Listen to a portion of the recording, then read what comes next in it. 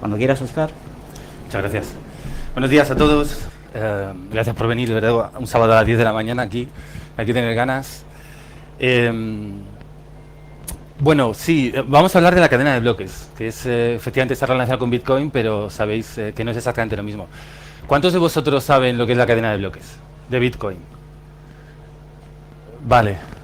Bueno, va a ser una charla muy de divulgación, o sea, no hay ningún problema para que sigáis aquellos que no lo habéis conocido. Pero aquellos que sabéis de qué va, ¿qué feedback tenéis de ella? ¿Qué habéis oído sobre la cadena de bloques? Que es una tecnología disruptiva, ¿verdad? Que va a cambiar el mundo y que va a arreglar el hambre en África también, ¿no? ¿Verdad? Es una cosa que parece que lo va a arreglar todo. Efectivamente, sí, mirad, esto es un pantallazo de Economist que no es precisamente sospechoso de ser muy pro de querer cambiar el sistema. Y veis, dice que la tecnología detrás de Bitcoin podría nada más y nada menos que podría transformar cómo funciona la economía, ¿no? Esto es un informe de BBVA diciendo que la cadena de bloques es la última disrupción del sistema financiero, dicho por los propios bancos, ¿eh? O sea, atentos al valor que tiene que BBVA diga esto en un informe. O otra noticia también reciente de Santander, estimando un poco en 20 billones, son 20 billones americanos, o sea, 20.000 millones de dólares el ahorro en costes del sistema financiero al año utilizando esa tecnología, ¿no? Aquí en España, Bankinter invierte en Coinfein, es una startup española. BBVA apuesta por el Bitcoin al invertir en la plataforma de transacciones Coinbase, que es americana. Como veis, hay un interés tremendo en esta tecnología y tiene un potencial tremendo. Vamos a hablar sobre ella, pero vamos a empezar por el principio, ¿no? Efectivamente, hemos dicho que la cadena de bloques está relacionada con Bitcoin. Obviamente, vosotros seguro que sabéis todos el origen, ¿no? Esto de Bitcoin empieza en el 2009.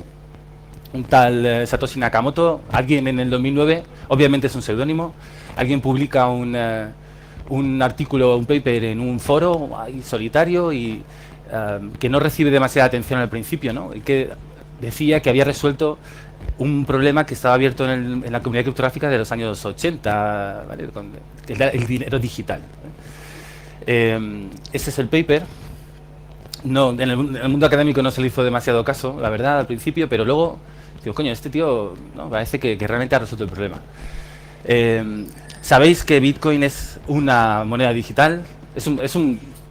Una moneda es un protocolo, es un sistema monetario que es anónimo, por definición, que no, en principio es no traceable. Las comisiones, o sea, las transferencias son casi muy rápidas comparadas con el sistema tradicional y tiene comisiones muy bajas de momento, ¿no? Fue creado en el 2009 y la palabra clave ahí es eso, es descentralizada, ¿vale?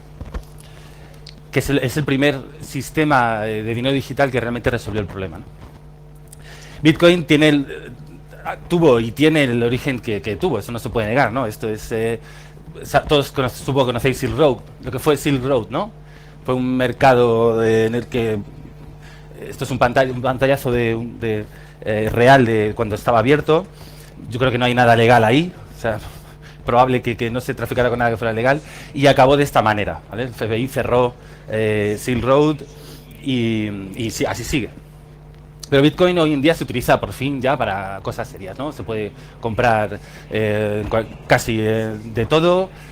Aquí en Madrid se ha aceptado durante una temporada en la calle Serrano. Este es el famoso cajero de la calle Serrano. ¿Lo habéis utilizado alguno? ¿No? Yo siempre que voy está estropeado. Pero bueno, ahí está, ¿no?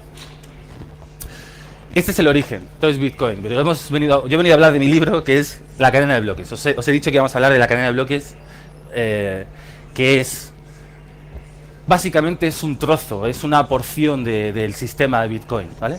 Si Bitcoin es un coche, la cadena de bloques es el motor, es un trozo, ¿vale?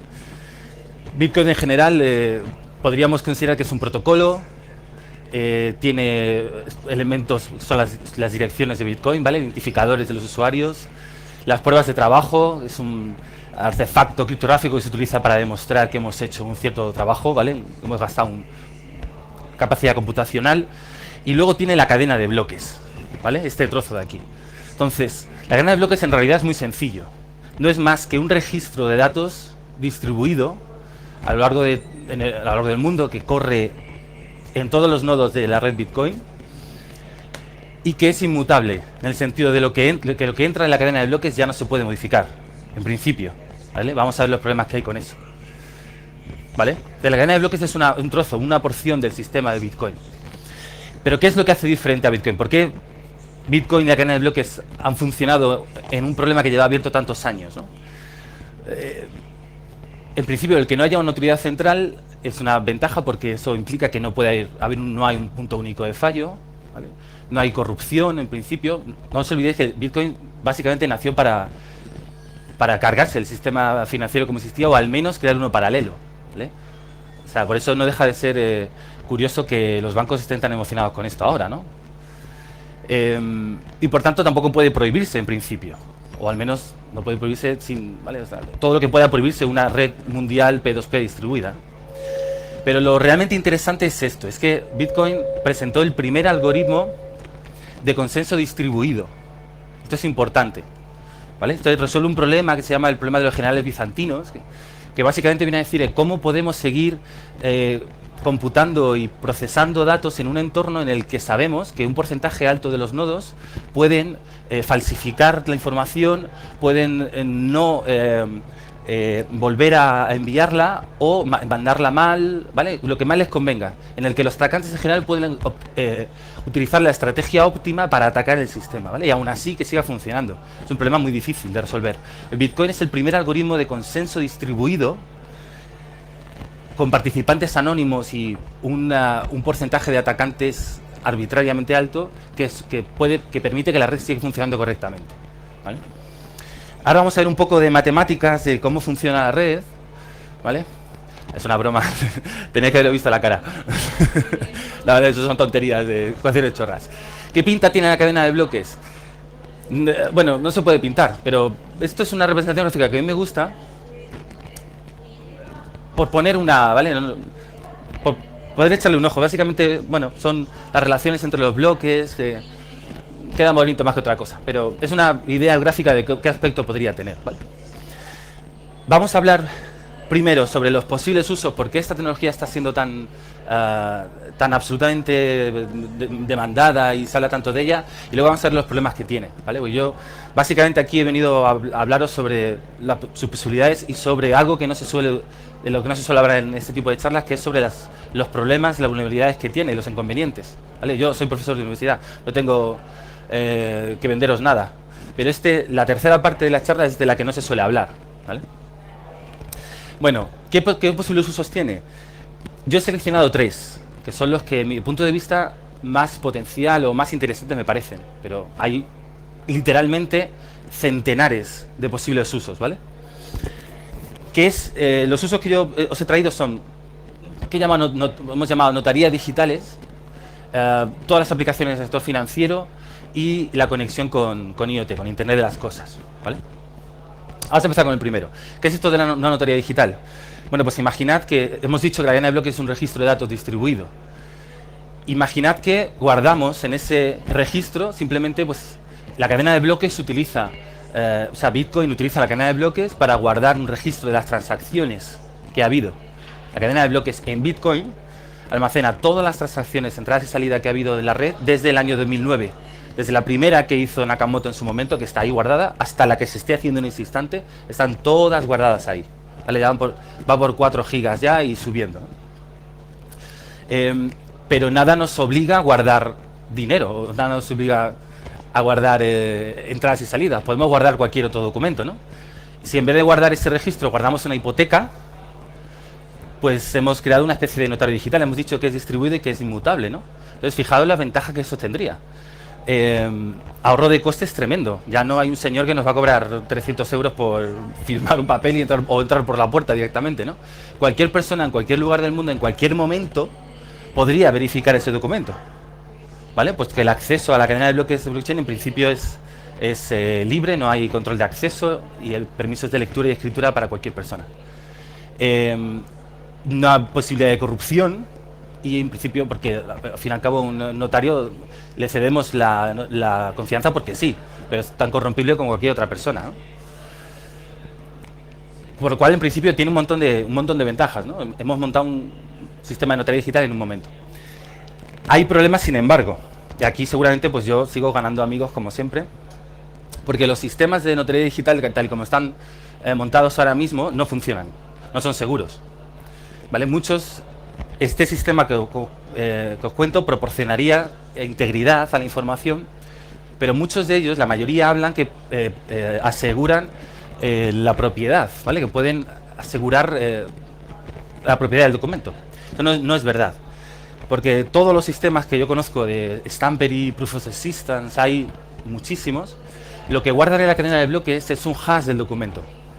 ¿Sabéis lo que es una función hash? ¿Verdad? Guardan un hash del documento. Y un hash solo te asegura integridad, no te asegura autenticación, ¿vale? Cualquiera puede regenerar el hash. Entonces, imaginad esta situación. Yo me invento la fórmula o descubro la fórmula de Coca-Cola, de una nueva Coca-Cola estupenda, la canción del verano, lo que queráis, y la guardo en la cadena de bloques utilizando este sistema, ¿no? Y luego alguien me roba el documento, pierdo el portátil, ¿vale? Alguien me genera un troyano específicamente diseñado para robarme ese documento, elegid ahí la posibilidad, ¿vale? Hay 3 millones de posibilidades o formas de robarme el documento. Y 2 meses después ese señor empieza a generar la Coca-Cola con mi fórmula. Yo he dicho, ostras, no, yo he guardado este documento en la cadena de bloques, no sirve, voy a un juez y le digo, señor juez, yo voy a guardar esto en la cadena de bloques, ¿vale? Primero tendría que convencerle, hacerle entender que es la cadena de bloques y tal, porque yo he tenido que explicarle a un juez que era una dirección IP, y seguramente alguno de vosotros también haya sufrido eso alguna vez, ¿verdad? Si pasamos todo eso, somos capaces de hacerle entender que la cadena de bloques es segura, ¿vale? En Estados Unidos sí lo han hecho alguna vez. Entonces va el señor juez y nos dice, muy bien, usted dice que este documento es suyo, ¿no? Pues déjeme su documento. Coge el juez el documento, calcula la función hash y le sale un numerito. Y va al ladrón y le dice, déjeme usted el documento. Y le da al ladrón el documento, que es exactamente el mismo puesto que me lo ha robado. Calcula la función hash y sale exactamente el mismo número, ¿verdad? Con lo cual el señor juez dice, no tengo ni idea de quién es el autor de verdad de esto. Por tanto, todos estos sistemas que ahora mismo hay muchos, ¿vale? Que funcionan, no aseguran la propiedad del documento, aseguran la prueba de existencia, sí, efectivamente. Te garantizan que el documento existía en un momento en el tiempo, pero eso no es la propiedad, son dos conceptos diferentes, ¿vale? Luego, además, pues bueno, esos sistemas están abiertos, cualquiera puede enviar un documento en nombre de otro, ¿vale? Podría, si realmente se consiguiera que este sistema tuviera validez jurídica, alguien podría mandar un documento en nuestro nombre y tratar de meternos en un lío, ¿no? De alguna forma. Entonces, esto hay que resolverlo bien. Se puede hacer utilizando firmas digitales. El documento, no hay que guardar un hash de documento, hay que guardar una firma de documento, ¿vale? Pero hay un problema, es que en principio, tal y como está hecha la cadena de bloques, en las transacciones normales solo caben 40 bytes, ¿vale? O sea que realmente es un problema, hay que concatenar varias o hay que dar una vuelta. Pero de luego, tal y como están diseñados, no aseguran propiedad, solo aseguran integridad, ¿vale? Espero que no haya nadie aquí de Stampery o algo así, porque... Pero bueno, da igual, ya se han cabreado conmigo. Usos derivados, pues hay muchos. Imaginad todo tipo de campañas de crowdfunding, por ejemplo, para proyectos, acciones de compañías, contratos inteligentes. La cadena de bloques puede almacenar también pequeños scripts, no tienen la capacidad de otras redes, pero de forma que ahora vamos a ver los usos, un ejemplo más claro en la Internet de las cosas, que se entenderá mejor, ¿vale? De manera que podríamos codificar que solamente ante determinadas circunstancias se libera ese contrato, ¿no? Por ejemplo, en caso de una herencia. Esto es interesante, certificación de información en cadenas de producción. En Australia se está utilizando en un viñedo, por ejemplo, ¿no? Certificar cada uno de los pasos de la cadena de producción, de manera que el productor desde el origen puede ir guardando una prueba de que la uva es correcta, de que el proceso tal, en la cadena de bloques, de manera que al final el consumidor puede con un código QR comprobar que realmente todos esos pasos no han sido manipulados. Otra cosa es que el productor mintiera en origen, ¿vale? Eso está fuera del sistema. Pero lo que sí te puedo asegurar es que no han sido manipulados una vez que han sido introducidos en la cadena de bloques, ¿vale? Hay otro concepto que me gusta mucho, que es el de la democracia digital 2.0, ¿no? Imaginad que en vez de guardar las hipotecas, decimos a los partidos políticos que guarden no dicen que son contratos, los programas electorales, ¿no? Guárdalos, venga, ahí. Pero vamos, solo falta Imagine, ¿no? Falta aquí Yoko Ono, porque vamos, no me lo creo, ¿no? Pero en sistemas de votación no manipulables, imaginad en entornos, en países donde puede ser un problema, realmente podemos montar rápidamente un sistema de votación que en principio no se pueda manipular, ni siquiera por el propio gobierno, ¿no? Voy rápido, luego si queréis, casi prefiero dejar algo de tiempo al final para que hagáis preguntas, que es más interactivo. El segundo de los cosas que a mí me interesan particularmente es la conexión con Internet de las cosas, ¿vale? Y me gusta porque, bueno, obviamente, en la cadena de bloques nadie sabe que eres un frigorífico. Es importante, porque la cadena de bloques permite esto de las propiedades o los smart contracts que os decía antes, llevarlos a una nueva dimensión, ¿no? Imaginad un coche, una casa, un coche que tiene capacidad de conexión wifi o tiene capacidad de consultar la cadena de bloques, y por tanto podríamos fácilmente montar un sistema de alquiler o de compra y venta. Yo te hago una transacción, pago una cantidad de dinero por el alquiler del coche, en bitcoins en principio, y el coche que está monitorizando la cadena de bloques sabe que ha sido alquilado y automáticamente reacciona a eso y cambia la propiedad de la cerradura para permitir a que ha hecho el pago. Al fin y al cabo, las identidades en Bitcoin no dejan de ser pares de clave pública y privada, y permite que el poseedor de la clave que ha hecho el pago entre al coche durante una semana y luego le revoca el permiso, ¿vale? Y alquiler, compra, imaginad, ¿no? Las posibilidades son infinitas. Otra cosa que permite es el pago entre dispositivos. Parece una tontería, pero en Internet las máquinas no es fácil que una máquina se pague a otra, ¿vale? Y también por cantidades menores a 1 céntimo de euro. Ahora mismo es complicado pagar menos de 1 céntimo de euro. Y habría servicios de pago por uso, ¿vale? Sistemas para cargar el teléfono móvil, por ejemplo, y que en un bar o algo así, 3 millones de servicios de este tipo, que facilitarían mucho el pago entre dispositivos en Internet de las cosas, ¿vale? Y el tercer gran uso es el de los usos en el sistema financiero, ¿vale? Esta es la portada del informe del Santander, cuyas conclusiones eran lo que hablábamos antes de los 20 billones de ahorro, que fijaos también el título que tiene, ¿verdad? Rebotando el sistema financiero, o sea, realmente interesante. Y hay una frase que me dijo una persona de la banca en España, de un banco, que dijo algo así que me pareció muy interesante. Dijo: si hubiéramos tenido este sistema, esta tecnología hace unos años, no habríamos sufrido la crisis que hemos sufrido. No sé si es exagerado, pero él hablaba, básicamente, de la crisis que hemos sufrido ha sido un problema de confianza entre los bancos, ¿no? Los bancos se han engañado unos a otros. Este sistema al menos permite traer transparencia al sistema de una manera que hasta ahora no era absolutamente inimaginable, ¿no? O sea que realmente, bueno, ¿qué están pensando los bancos hacer con esto? Bueno, están un poco perdidos realmente, ¿eh? Los bancos están un poco tanteando todavía las posibilidades y tal, pero en principio las posibilidades son muy grandes. Imaginad, por ejemplo, podríamos pensar en sustituir, esto es ciencia ficción a día de hoy, pero sustituir la red SWIFT esta de compensación interbancaria, la que utilizan los bancos para pagarse entre sí las transferencias internacionales, con un sistema de este tipo, ¿no? Todos habéis sufrido aquí hacer una transferencia internacional que dura varios días y es bastante cara, ¿no? Pero los bancos son los primeros interesados en reducir eso, porque esas fricciones, es un proceso casi manual también para evitar errores, poder retrotraer transferencias, ¿vale? Con este sistema podríamos tener cualquier cantidad de dinero puesto en cualquier lugar del mundo en 10 minutos, que es el tiempo medio en el que, sabéis, tardan las transacciones en Bitcoin en consolidarse. Eso es un ahorro de costes tremendo y de logística y de tal, ¿no? En principio, esto hay que cogerlo con pinzas, ¿vale? ¿Qué problemas hay con el blockchain actual? Es su ancho de banda. Blockchain no se diseñó para ser un sistema de alta disponibilidad o un sistema de alta demanda, ¿no? Actualmente la cadena de bloques, tal y como está diseñada, procesa aproximadamente unas 7 transacciones por segundo, ¿vale? Eso es poquísimo porque los sistemas Visa o tal procesan 45.000, 46.000 transacciones por segundo, ¿vale? Pero hay ideas para cambiar eso, para mejorar eso. El problema es que otro problema para los bancos es que no hay permisos de lectura ni escritura. O sea, todo el mundo en principio puede leer y escribir. Y no hay identidad, lo cual es completamente lógico porque Bitcoin se diseñó así. Pero, ¿vale? O sea, recordad que estamos tratando de extraer la cadena de bloques de su sitio y empezar a enchufarlo en todos lados, ¿no? Para algunos usos es apropiado, muy apropiada, para otros no tanto, ¿vale?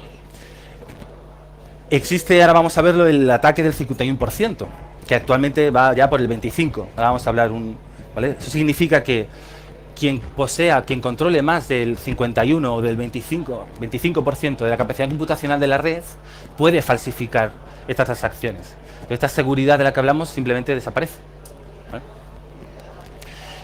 Privacidad de la información, no toda la información de un banco que pueda poner la cadena de bloques quiere que sea pública, ¿no? Y aún así los usos pueden seguir siendo perfectamente legítimos. Y otra cosa que no les gusta, obviamente, es que el desarrollo es libre, impredecible, que no pueden controlarlo, ¿no?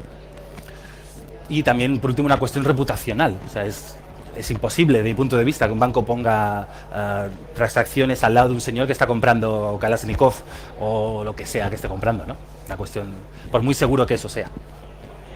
Entonces, yo creo que los bancos irán hacia un entorno de las cadenas de bloques no tienen por qué ser públicas. Hasta la cadena de bloques de blockchain efectivamente es pública, pero podemos pensar en esquemas intermedios, cadenas públicas, semipúblicas o privadas, haciendo un poco, jugando con los permisos de lectura y escritura, ¿no? Eso se darían diferentes usos. Esta es la cadena de bloques de Bitcoin. La pública, todo el mundo puede leer y todo el mundo puede escribir. Los usos, todo lo que estamos viendo, notaría, IoT, ¿vale? Pero podemos pensar en esquemas híbridos, cadenas en las que el permiso de lectura sea público, pero todo el mundo pueda leer, pero no todo el mundo pueda escribir, todo el mundo pueda, no todo el mundo pueda escribir, pero todo el mundo pueda leer, ¿vale? Y estos serían diferentes usos, ¿vale? Por ejemplo, permitiría la auditoría por una autoridad central. ¿Vale? No todo el mundo, pero un banco central puede decir, no, yo quiero acceso a todas tus cuentas. Todos los bancos compartirían una red de este tipo y solamente un banco central podría auditar eso con cierta seguridad de que no ha sido manipulado. Otra cosa, repito, es que los bancos mientan en origen, pero ese problema la informática no lo puede solucionar, desgraciadamente. Se lo están tomando en serio. El Nasdaq norteamericano tiene en marcha un piloto en este tipo, probando este tipo de tecnología, porque pensad también, por ejemplo, que para una bolsa es útil, ¿no? ¿Sabéis lo que es el fast trading, ¿no? Esto de, bueno, pues esto automáticamente democratiza un poco. Si vendemos y compramos acciones a través de un sistema de este tipo, democratiza el acceso. Ya se pierde la ventaja de estar ahí a 100 metros de Wall Street con un cable de fibra óptica, ¿no? Automáticamente democratiza el acceso, ¿no? También pierde mucho de las... Porque hay que reinventar la cadena de bloques para permitir un uso de estos, ¿no? Pero en principio la idea es potencialmente tremenda, ¿no? ¿Cómo vamos de tiempo? Pues me voy a coger el reloj. Avísame, Jorge, ¿tú qué hora es? ¿Qué tal? ¿Bien? ¿Alguna duda, alguna pregunta? Quiero que sea... ¿Qué os parece esto? Bien, ¿no? Vamos a la parte que no suelen contar, que es la parte de las vulnerabilidades, ¿vale? ¿Qué problemas hay con la cadena de bloques actual de Bitcoin? Bueno, yo he seleccionado también unos cuantos, que son estos. Bugs de software que existen y que han existido y que existirán. El tema de la escalabilidad que hablábamos, el ataque famoso del 51%, un tema interesante que se llama el minado egoísta y el tema de la identidad, ¿no? Vamos a ir viéndolo por pasos. Bugs de software. Bueno, en general el código sabéis además que Satoshi a los pocos días de publicar el paper publicó también un cliente, un software, que está sorprendentemente bien escrito, ¿no? En general el software de Bitcoin está bien, pero ha habido algún problema. Por ejemplo, esta vulnerabilidad en junio de 2010, que ha sido la vulnerabilidad más peligrosa de la historia de Zendua, que durante un tiempo, lo que pasa es que no se explotó, pero permitía simplemente gastar el dinero de otros, ¿no? Dicho por los propios desarrolladores principales de Bitcoin, que hubiera podido tumbar el sistema en un momento, ¿no? En agosto de 2010, en el bloque 74.638, continúa una transacción de salida de 184 billones de bitcoins, ¿vale? Que se debió a un overflow de enteros. Ahí sobra una R, es integer overflow, en el código, que se solucionó rápidamente con un parche y un fork manual de la red, ¿vale? Y sí que se observó un doble gasto en ese periodo, fue unas pocas horas, pero un doble gasto de unos $10.000. En el bloque ese de ahí, en marzo de 2013, también lo sufrí yo mismo y quizá alguno de vosotros, ¿vale? Hubo un error en la actualización. ¿Alguien sufrió esto? ¿Os acordáis de esto en 2013? Sí, en la actualización del cliente principal había un problema y bueno, se formó un fork, también se forzó un fork que duró unas 6 horas y se pidió a todo el mundo que volviera a una versión anterior del cliente, ¿vale? O sea que obviamente los desarrolladores principales cuidan muchísimo a la hora de actualizar el cliente y tal, pero bueno, los errores de software obviamente son absolutamente inevitables, ¿no? En mi opinión, ya podemos tener cierta seguridad de que no hay fallos gordos porque imaginad simplemente esto, un problema todo el sistema Bitcoin podría venirse abajo con un buffer overflow. Que haya un buffer overflow en el código que permita tomar el control de un cliente o hacer un doble gasto de manera sistemática, tumba todo el sistema realmente. Pero el mejor incentivo es el económico, ¿no? Y dicho por los propios desarrolladores, hay mucha gente auditando el código de Bitcoin durante mucho tiempo con el interés económico, que es el mejor de los incentivos. Entonces yo creo que probablemente no quede ningún gran problema en el código, aunque seguramente haya problemas de generación de servicio, ese tipo de cosas, ¿no? Otro problema es un poco el que se adelantaba antes de la escalabilidad, ¿no? Bitcoin está diseñado para generar un nuevo bloque cada aproximadamente 10 minutos. Se va ajustando los parámetros del sistema para que más o menos se tarde siempre eso. Y el tamaño del bloque está limitado a 1 mega. Eso implica que se pueden hacer unas 7 transacciones por segundo. Las redes de pago actuales procesan más de 50.000 por segundo. O sea, hay un problema de escalabilidad en el sistema, ¿no? Pero, sobre todo si pensamos en que de repente miles o millones de dispositivos de IoT, boom, se conectaran todos a la cadena de bloque a la vez y empezaran a guardar datos ahí y tal, sería impensable, ¿no? Aunque hay ideas para mejorar esto. El ataque del 51% significa que si hay un porcentaje de la red que controla más del 50% de la capacidad computacional, puede simplemente forzar un fork y manipular la seguridad de la cadena de bloques. Entonces, esto estuvo cerca de ocurrir en junio del año pasado, que sabéis que los mineros de Bitcoin ya hace tiempo que no se puede minar con un PC de sobremesa, ¿verdad? Y ellos se agrupan en pools, en grupos de Bitcoin de mineros.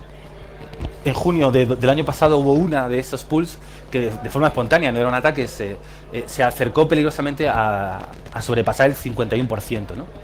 Entonces ellos solos se desactivaron y pidieron a sus usuarios que se fueran a otros pools para perder capacidad de cómputo, ¿no? Y no pasó nada, pero de forma espontánea ya estaba a punto de pasar. Entonces realmente este ataque es perfectamente posible, o sea, ha estado a punto de pasar de forma espontánea, ¿no? Entonces yo me pregunto si, viendo esta distribución, fijaos en este gráfico, ¿no? Que si Bitcoin realmente sigue siendo distribuido. Hemos dicho, Bitcoin es una criptomoneda distribuida sin autoridad central, pero viendo lo anterior, más bien parece una criptomoneda controlada por unas pocas entidades, que son los pools, ¿no? Si os dais cuenta, al final hemos pasado de tal, aquí hay, ¿cuántos? Estas son las principales, 10, 12, da igual, ¿no? Hay 12 entidades que controlan el pool, ¿vale? ¿Qué inconvenientes tienen además? Bueno, hay el protocolo Stratum, que es el principal protocolo que utilizan los pools para distribuir los bloques entre sus usuarios, es que impide el control de los bloques por parte de los mineros. No puedes elegir qué bloque quieres minar, ¿vale? Entonces, ellos, dicho por ellos mismos, bueno, el 99% de los usuarios no les importa, solo quieren obtener el máximo rédito económico. Bueno, pero pierdes el control, automáticamente estás cediendo el control a los dueños de los pools, ¿vale? Y sobre todo tiene, aunque quizá no sea demasiado importante para la mayoría, pero tiene consecuencias en la investigación. Porque cuando quieres toquetear el sistema, quieres probar nuevos ataques, tal, no puedes porque cuando mandas los bloques a procesar por la red, resulta que no se procesan de la manera que tú quieres porque los pools tienen sus propias normas de procesado de bloques. Lo cual, ¿vale? Cuando intentas generar un ataque, el ataque no tiene éxito por eso, ¿no? Que no se procesa como tú esperabas que se procese, ¿vale? Y el siguiente de los ataques existentes es este del minado egoísta. Este es poco conocido, pero es este el que provoca que realmente este ataque del 51% sea el ataque del 25%. ¿Vale? Un ataque que se presentó en 2013 por los investigadores de la Universidad de Cornell, creo que es, y que básicamente utilizan la siguiente idea, que es muy sencilla. Cuando mines un bloque y encuentres la solución, no lo publiques. ¿Vale? Y al final, ahora vamos a ver cómo obtienes, con solo el 25% del hash rate, o sea, de toda la capacidad de computación de la red, obtienes mucha más recompensa de la que te correspondería por ese 25%. Es muy sencillo, funciona así. Imaginad, ¿vale? Estos son los buenos, todos los nodos buenos, y que hay unos nodos malos, que somos unos cuantos, unos pocos, ¿vale? Los buenos van minando sus bloques, y de repente nosotros partimos de la situación en la que los atacantes encuentran un bloque, ¿vale? Encuentran, o sea, una solución. Este alfa y 1 menos alfa, pues es la probabilidad, o sea, la proporción de capacidad computacional que tienen respecto al total de la red, ¿vale? Que obviamente en principio alfa será pequeño, puesto que hay muchos más nodos honestos en principio, ¿vale? Entonces, el escenario 1 es, encontramos ese bloque y no lo publicamos, ¿vale? No lo publicamos, nos callamos. A partir de ese punto pueden ocurrir varios escenarios. El más probable es que, como la mayoría de los nodos honestos tienen más capacidad computacional, sigan su proceso de minado y encuentren otro bloque correcto, ¿no? Eso es lo que ocurriría. Ellos encuentran otro bloque. En ese momento, los atacantes lo que tienen que hacer es publicar inmediatamente el bloque que tenían guardado. ¿Eso qué provocará? Un fork, ¿verdad? Eso significa que el protocolo de Bitcoin dice que cuando dos nodos publican dos soluciones más o menos a la vez en el tiempo, ¡pum!, se provoca un fork y se siguen en principio las dos ramas trabajando con ellas, ¿no? En este momento, vale, estamos aquí. Pueden ocurrir más cosas. Puede ocurrir que los buenos encuentren el siguiente bloque, por tanto los atacantes no ganan nada, en este caso, ¿vale? Este es el bloque que encontraron los buenos, el siguiente. Puede ocurrir que partiendo de esta situación sean los malos lo que encuentran el siguiente bloque, con lo cual atacantes y honestos se repartirían las ganancias en este caso, pero puede ocurrir que sean los malos lo que encuentren el siguiente bloque, con lo cual los ganantes ganan toda la parte que les corresponde más de lo que realmente les tocaría, ¿no? El bloque original encontrado por los honestos se pierde, se pruna esa rama, y todo el esfuerzo además computacional que se ha dedicado se pierde, ¿no? Entonces, como poco, si os dais cuenta, el ataque provoca que la red vaya mucho más lento, porque buena parte de la red honesta está minando bloques que no van a servir para nada, puesto que ya hay un bloque encontrado que ha sido encontrado, minado, pero que está ahí como en reserva, ¿no? Lo haría durante ese periodo mucho más vulnerable al doble gasto. Es el principal problema de este tipo de redes.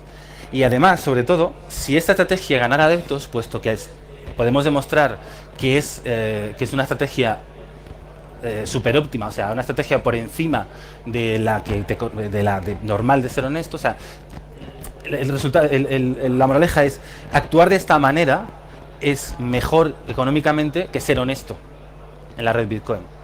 Y como estamos diciendo, con el 99,9% de los mineros les da igual ser buenos o malos, solo quieren ganar más pasta, es muy probable que todos se sumaran a esta estrategia, o al menos un porcentaje de ellos, ¿no?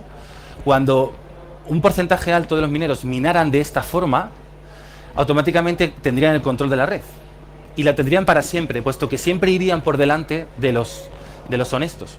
Siempre irían al menos un bloque por delante, si os dais cuenta. Entonces, esta nueva mafia se convertirían en los dueños de la red. Y en teoría nunca, mientras no bajaran del 25%, nunca perderían ese poder. O sea, podrían literalmente hacer lo que quisieran con la red. Podrían falsificar transacciones. Ese es el gran problema. ¿Vale? ¿Sí? ¿Qué más cosas? Bueno, hay un problema, que es para mí el gran problema de la red cuando se habla de la cadena de bloques para, por ejemplo, si tú me preguntas, no, oye, pues, claro, podríamos montar servicios como Airbnb, Uber, completamente distribuidos, ¿no? Como el ejemplo del coche que os ponía antes. ¿Alguno de vosotros alquilaría en Airbnb un apartamento a alguien que no sabe quién es? O sea, de la que no hay manera de, ¿vale? Que lo único que veis al otro lado es un número y tal. Es impensable, ¿no? O sea, para que la cadena de bloques realmente empiece a utilizarse como servicio completamente distribuido, tal, hay que solucionar el tema de la identidad. Es un problema en cripto complicado, pero que hay que solucionar de alguna manera, ¿no? O sea, que desde mi punto de vista, ese es el quinto gran pilar del problema de la identidad. Y por mi parte ya está. Prefiero que me hagáis todas las preguntas que queráis. Gracias.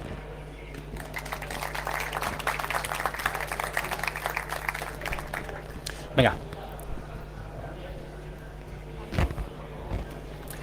¿Qué eres, Jorge? Allí. Creo que allí tienen una.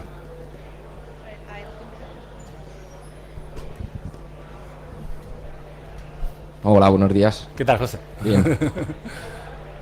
No sé si lo has comentado antes porque llega un poco tarde. ¿Qué pasaría cuando se alcance el límite de bitcoins que se pueden minar?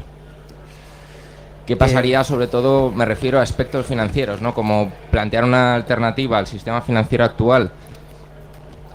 Gracias. Ya lo sabéis, pero el número de monedas, el número de bitcoin está limitado. El sistema está diseñado para que haya 21 millones de monedas y ya está. Se estima que se han minado aproximadamente la mitad y se estima más o menos que se podrá encontrar la última hacia el 2140. Es una estimación. Desde el punto de vista no se va a encontrar las últimas bitcoin porque será mucho más caro minarlas que... ¿vale? Costará mucho más dinero encontrarlas que realmente la recompensa que habrá con ellas. Actualmente, cuando se encuentra una de estas soluciones, se entregan 25 bitcoins y además esto se va reduciendo a la mitad, con lo cual cada vez es menos rentable minar. Entonces, para responderte, el sistema está diseñado para que no sea inflacionario. Esa medida se hizo para evitar el tema de la inflación, ¿no? En principio no ocurriría nada. Una vez que se alcanzaría supuestamente una especie de equilibrio, ¿no? Y ya funcionaría a partir de la oferta y la demanda que el sistema tenga de forma propia, ¿no? O sea, si hay mucha demanda, a partir de ahí funcionaría. No hay problema además porque la moneda se puede reducir, la unidad mínima es el Satoshi, que es 10 elevado a menos 8, creo, bitcoins. Entonces, bueno, se puede reducir tanto que yo creo que no habrá un problema de falta de... El problema actual de Bitcoin, lo sabéis, es el tema de la volatilidad por un lado, ¿no? Que hay... Bitcoin ha llegado hasta por encima de los $1000, ahora está entre 100 y algo, ¿no? Euros. Hace un par de semanas estuvo por encima de 400. O sea, hay un problema enorme de volatilidad, puesto que no hay una relación directa, no hay un soporte de moneda fiat detrás, ¿no? Creo que había un chico por ahí también, quería...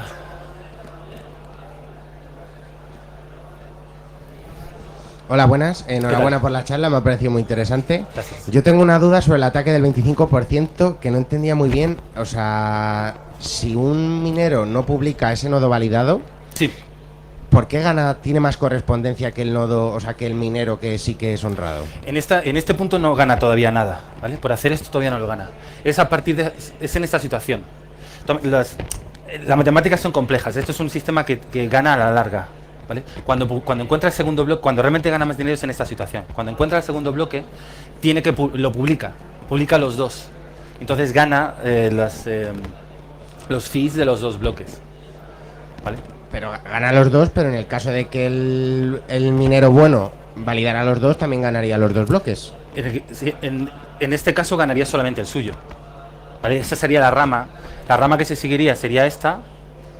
Entonces el atacante ganaría los fees de este bloque, y toda la red ganaría los de este bloque. No he traído las matemáticas porque esas sí son algo complicadas, pero hay que hacer un estudio a largo plazo del sistema. Porque viendo cada uno de estos escenarios de forma individual, no gana. O sea, hay que demostrar matemáticamente que la estrategia es óptima, súper óptima, o sea, por encima de la de Bitcoin, y está en el artículo. Pero los detalles son algo complicados, pero puedes creerme, ¿vale? Os puedo pasar la referencia en el que se ha demostrado, vamos, que solamente con el 25% ya ganas más dinero de lo que te correspondería por ese porcentaje. No es que ganes más dinero que todo el resto de la red. Ganas más de lo que te correspondería ganar con solo el 25%. Y además tienes la capacidad de manipular las transacciones, que eso es lo realmente peligroso. No es tanto la ventaja aquí el que ganes algo más, sino que eso, desde mi punto de vista, podría actuar como gancho para atraer a la gente. Es decir, oye, si mináis de esta manera vais a ganar más. Entonces la gente empezaría a minar así. Esto es posible que haya gente que haya empezado a minar así. Este ataque se publicó en el 2013 y no sabemos si alguien está minando así. Podría estar ocurriendo, ¿vale? Yo creo que no, porque habría forks más a menudo si esto ocurriera. Pero en el momento en el que empiece a minar gente y ganen suficiente proporción de la red, podrían empezar, sobre todo lo realmente preocupante de este ataque, desde mi punto de vista, es que esto se haga permanente.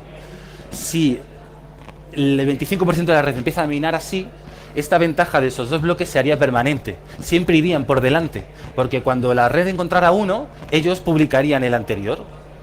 ¿Vale? Es como un juego de una carrera. O sea, yo encuentro dos bloques, estoy dos bloques por delante de ti. Tú encuentras uno, vale, pues publico uno y ya vuelvo y ahora te recuperaré la ventaja. Con lo cual nunca me vas a coger. ¿Vale? O sea, este ataque es peligroso en ese sentido. Vale, y tenía también otra pregunta, teniendo en cuenta la volatilidad de la moneda, de cómo baja y sube el precio, ¿recomendarías apostar por la moneda?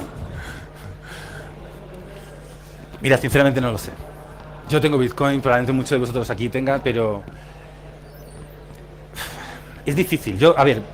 La cadena de bloques de Bitcoin, que es un poco de lo que hablamos, yo creo que no se va a utilizar para todas estas aplicaciones de las que os he hablado. Desde mi punto de vista, probablemente se terminarán implementando con Ripple o con Ethereum, que son otros sistemas, ¿no? Conocéis, Ethereum esencialmente es lo que hemos estado viendo, os he dicho, la cadena de bloques es un registro de datos distribuidos. Pues si la cadena de bloques guarda datos, Ethereum guardaría programas, o sea, trozos de código, de manera que lo que tendríamos distribuido es la computación. Ethereum además es Turing completo. Eso es un rollo que lo que dice es que tú puedes hacer el programa tan complejo como quieras. Entonces, estas aplicaciones probablemente se terminen implementando con alguno de esos sistemas, porque la cadena de bloques de Bitcoin no fue diseñada para esto. Entonces, muy probablemente, pero ha sido una gran aportación. La idea de cadena de bloque, la idea conceptual, es tremenda, es una novedad tremenda. Por eso la gente está tan emocionada con esto, porque realmente soluciona un problema, pero habrá nuevos Ethereum o nuevos diseños. Pero la cadena de bloques de Bitcoin, desde mi punto de vista, quedará solamente para soporte de la moneda. Y la moneda a mí me parece difícil que salga del nicho porque está el gap de la usabilidad. Aún es complicado utilizar Bitcoin, ¿no? Varoufakis, no sé si lo sabéis, cuando el exministro de Economía griego, cuando la crisis no amenazó, fue un poco un farol, pero dijo, ¿me queréis sacar del euro? Vamos a comer, voy yo y utilizo Bitcoin como moneda en Grecia, ¿no? Fue una tontería. Pero desde mi punto de vista, la moneda de Bitcoin no creo que salga, es difícil que salga de nicho, pero el concepto de cadena de bloques sí, seguro. Es lo que os digo, a los bancos les asusta. Vosotros decís Bitcoin y te ponen así de uñas, pero cadena de bloques les gusta, porque la idea en sí misma es aséptica, ¿no? Puede ser utilizada para independientemente. Aunque es otro mito que también me preguntan, pero entonces ¿se puede separar la cadena de bloques de la moneda? No. La cadena de bloques funciona, es segura porque hay un soporte de la moneda, ¿vale? De las pruebas de trabajo famosas. Y esas pruebas de trabajo, el proceso de minado está ahí para incentivar a la gente a portarse bien, ¿vale? A gastar cierta cantidad de trabajo por el bien de la red. Si tú quitas las pruebas de trabajo, el sistema se cae, no funciona. Entonces, bancos proponen otras soluciones que es un grupo de firmas, tal, pero eso no es una cadena de bloques, ¿vale? No es ya no... Vamos a ver, una cadena de bloques tiene sentido si desarrolla todo su potencial en un entorno en el que el acceso es más o menos público. Si tú restringes a una cadena privada a un esquema como el que hablábamos de participantes conocidos, pocos participantes y tal, entonces no te hace falta un sistema de prueba de trabajo. Lo puedes organizar con algoritmos criptográficos conocidos. No te hace falta este sistema. Tienes desarrollado todo su potencial fuera. ¿Alguna pregunta más? No veo nada con el... Hola, buenas. Dos preguntas relacionadas con las que ya han hecho, pero Sí. bueno, del tema de identidad. El tema de la cadena de confianza, efectivamente, se basa bueno, te proporciona cierta anonimicidad, ¿no? Te proporciona falta de identidad. Eso desde el punto de vista de cadenas de bloques para usos privados, como por ejemplo los bancos, tienes que solucionarlo mediante firmas, pero para uso público, al final la única manera de garantizar que una persona es quien dice ser o una firma electrónica pertenece a quien dice pertenecer implica necesariamente el establecimiento de una autoridad central que te expida un DNI, que te expida Ese es un el problema. pasaporte, que te expida un... eso por una parte. Y luego por otra parte, en las cadenas de bloques privadas con pocos nodos, el incentivo para un atacante externo, no ya para un participante en la cadena, es altísimo. Claro. Con muy poca capacidad de ataque eres capaz de subvertir completamente un sistema así. ¿Hay alguna rama de investigación a este respecto? ¿Hay algo que se esté haciendo? Esto último que decías es interesante, ¿no? Claro, no, vamos a montar los bancos, ¿no? Me consultaban. Vamos a montar una cadena de bloques entre nosotros. No, entre nosotros no. O sea, si hay... ¿Cuántos bancos puede haber en España o en Europa? Cientos, ¿no? Unos pocos cientos. Eso no es seguro, porque entonces, efectivamente, hay muy pocos participantes. Entonces, el esquema tal cual de la cadena de bloques de Bitcoin no se puede trasladar tal cual al sistema bancario. Y el tema de la identidad es interesante, efectivamente, claro. Si queremos una identidad tradicional, certificada pues entonces tienes que conectar la cadena de bloques de alguna forma con una PKI, y automáticamente PKI por definición no hay nada más central que una PKI, ¿no? Entonces, hay esquemas de identidad distribuidas, pero claro, no sirven para servicios comerciales tradicionales, ¿no? Repito, para un Airbnb o un Uber, ¿quién deja su casa a alguien de la que no podría encontrar absolutamente nada, de la que no? Entonces, bueno, se están planteando soluciones basadas en las multifirmas, ¿no? Sistemas de custodia, servicios de custodia que hacen de intermediario y que utilizan multifirmas de NDM. Entonces, para poder gastar esos, básicamente es, yo en vez de pagarte a ti, al usuario final, tú me quieres alquilar la casa para montar un servicio distribuido, en vez de pagarte a ti, pago un servicio de custodia y se utilizan unos sistemas que se llaman multifirma, de forma que él no puede gastar los fondos sin mi permiso, ni los tuyos, ¿vale? Entonces, si todo va bien, al final te paga a ti, o sea, un sistema, un triángulo de confianza. Es un poco la única manera de hacer esto en un sistema distribuido sin cargarte la naturaleza de la historia, que es precisamente distribuido. En el momento en el que metas una PKI, lo vincules con el DNI electrónico. Yo lo he intentado, o sea, he pensado cómo vincular, puesto que estos son claves públicas al final, es decir, bueno, partimos de las claves públicas del DNI para generar las cadenas, las claves de curvas elípticas de Bitcoin, pero en el momento en el que haces eso, ya no puedes revocar. Yo lo estoy intentando.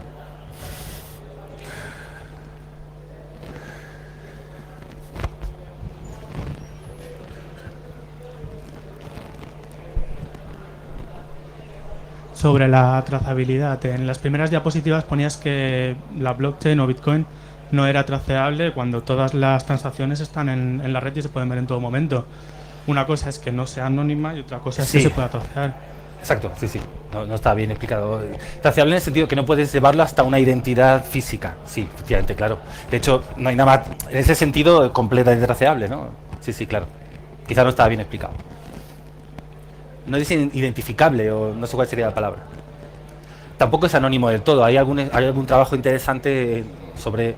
Han terminado descubriendo la identidad de, por ejemplo, con el CryptoLocker, ¿no? Con el malware este famoso y tal. Bueno, pues técnicas de clustering sí que han determinado que ciertas direcciones de Bitcoin debían pertenecer a los creadores de CryptoLocker, por ejemplo. Pudieron identificarlas. ¿Ninguna más? ¿No? Ya, muchas gracias por vuestra atención y por venir un sábado a esta hora.